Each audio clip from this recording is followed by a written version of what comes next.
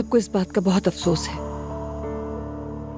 अब्दुल्ला साहब, मैं यहाँ आया हूँ मगर बहैसियत बाप मेरा दिल मुतमईन नहीं है।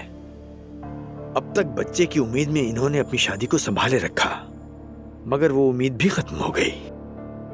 मैं अजलान को इजाजत नहीं दूंगा कि वो मेरी बेटी को मजीद नुकसान पहुंचाए। पता नहीं जो कुछ भी हुआ वो आपकी समझ में क्यों नहीं आ रहा। अगर मुझे मौका दें तो मैं दोबारा समझाता हूँ आपको। अजलान पुरसुकून रहो। नहीं, एक मिनट भाई।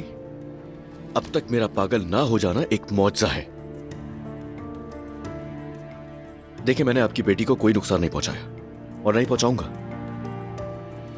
उल्टा आपकी बेटी के साथ रहने पर मुझे कितना नुकसान हुआ इस बात का अंदाजा है आपको? अजलान, तुम्हारी वजह से मेरी बेटी दूसरी बार अस्पताल को पहुंची है। ये तुम क्या कह रहे हो? हाँ, अभी समझाऊं अपनी बात का मतलब। अजलान, रसूल साहब, माँ बाप की हैसियत से हम आपकी बेबसी को अच्छी तरह समझ सकते हैं, मगर ये भी बच्चे नहीं हैं, समझदार इंसान हैं। इन्हें उठो कहो तो उठ जाएं, बैठ जाओ कहो तो बैठ जाएं, ऐसा बिल्कुल नहीं है। हम इनके फैसलों से मुत्तफिक ना होते हुए भी खामोश रहने पर मजबूर होते हैं।